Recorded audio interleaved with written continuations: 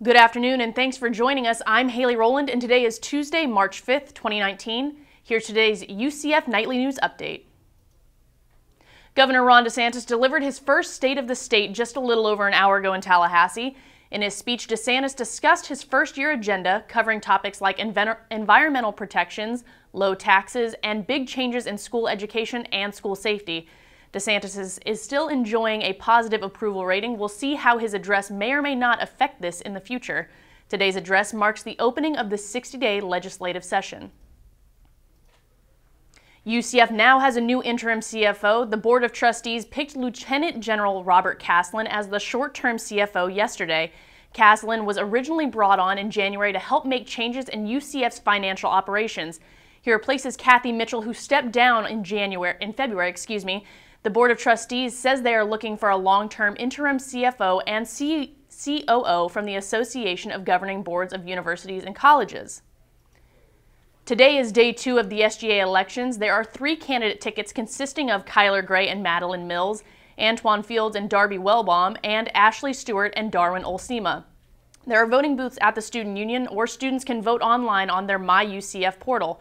Voting ends tomorrow at 5 p.m. Again, any questions about voting can be forwarded to the SGA Election Supervisor at sga_ec@ucf.edu.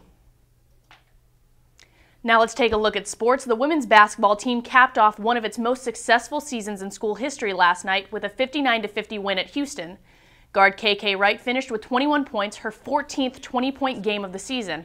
The Knights were able to force the Cougars into 25 turnovers and held the second highest scoring offense in the AAC to 36% shooting. The win gave the team its most regular season wins ever and their most conference wins since 2005.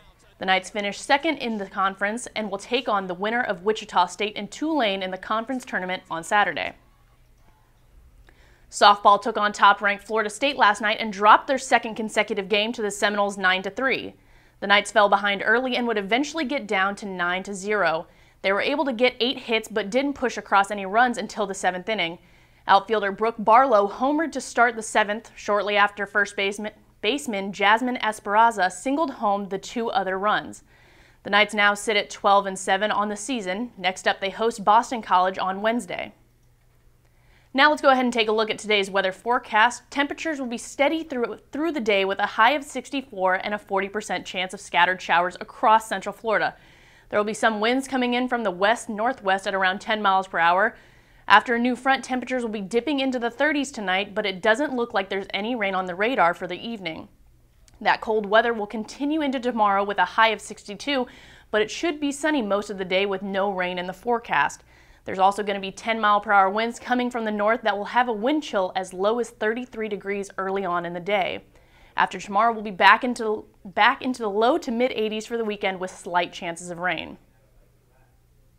And that's all the time we have for today. Thanks for watching. Make sure to keep up with all that's happening throughout the week by following us on Twitter at UCF Nightly News.